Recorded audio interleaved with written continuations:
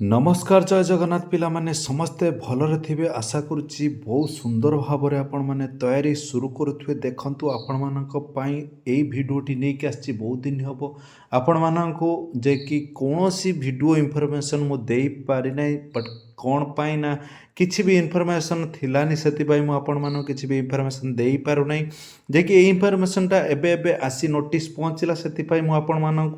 जेते जल्दी हम आपण मान पाखरे पहुँचे पारुची देखंतु आपण माने जदिका चैनल टी को सब्सक्राइब करिनांती चैनल टी को जल्दी जल्दी सब्सक्राइब कर दियंतु देखंतु पुणी आपण मानक पई आसी पहुँचला group D RRB group D रो रिक्रुटमेंट 2026 रो रिक्रुटमेंट आसी धमाकाधार रिक्रुटमेंट आसी पहुँची सारी देखंतु 22,000 भैकेंसी आपण माने देखंतु 22,000 भैकेंसी शॉर्ट नोटिफिकेशन आसी पहुँची सारी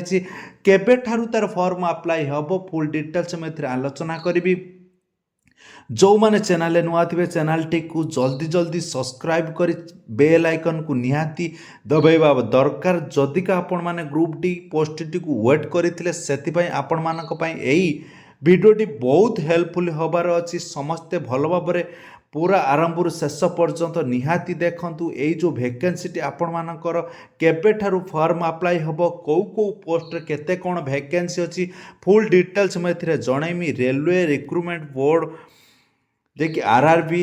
ग्रुप डी रो नुआ वैकेंसी आसी पहुँची सारी देखंतु न्यू पोस्ट केते अछि ना 22,000 पोस्ट अछि न्यू पोस्ट देखंतु भल भाव में तापर देखंतु जो एडवर्टाइजमेंट देखंतु केबे जे कि 09/2025 एडवर्टाइजमेंट आपण माने जाई चेक करि परिबे ता कोनोसी मात्रा रे आपण मानक पई पूरा सत्य सत वीडियो देखंतु सत नोटिफिकेशन देखंतु 18,000 प्लस सैलरी अच्छी आपण मानक देखंतु क्वालिफिकेशन कौन अच्छी ना क्वालिफिकेशन प्लस क्वालिफिकेशन कौन अच्छी देखंतु क्वालिफिकेशन 10th आउ आईटीआई जो माने आईटीआई करिथिबे से माने अप्लाई करि परिबे 10th पिला जमार भी अप्लाई करें आप देखु तापर देखु एज क्राइटेरिया पिला माने देखु एज क्राइटेरिया आपण मानकर केते अछि एज क्राइटेरिया देखु 18 ରୁ 33 वर्ष पर्यंत अछि तापरे जे कि आपण मानकर रही देखु कौन ना एज रिलैक्सेशन रही भल भाव देखु भिडियोटी आरंभ देखंतु यार डेट जो अप्लाई डेट देखो मुझे आपको जनई डेट टी कहार अच्छी देखो 21 जे कि जनवरी मास 20 तारिख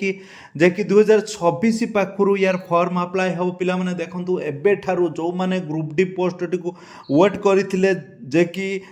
जो माने भी वोट करथिले से माने एबे ठारू तैयारी करंतु ग्रुप डी रो वैकेंसी आसी सारी अप्लाई डेट दे सारी देखंतु 20 तारिख पाखु फॉर्म अप्लाई हम फेब्रुआरी 20 पर्यंत तार लास्ट डेट अच्छी जदि का आपण मैंने भिडियोटी फेक भागुवे आपण मैंने जाई निजे देखी पारिबे जे कि ग्रुप डी रो वैकेंसी 2026 आसी कि नहीं भल भाव में जाई देखी पारिबे देखंतु तार पोस्ट सब कौन कौन अच्छी भल भाव में देखो मुझे पूरा स्किप कर देखई दूची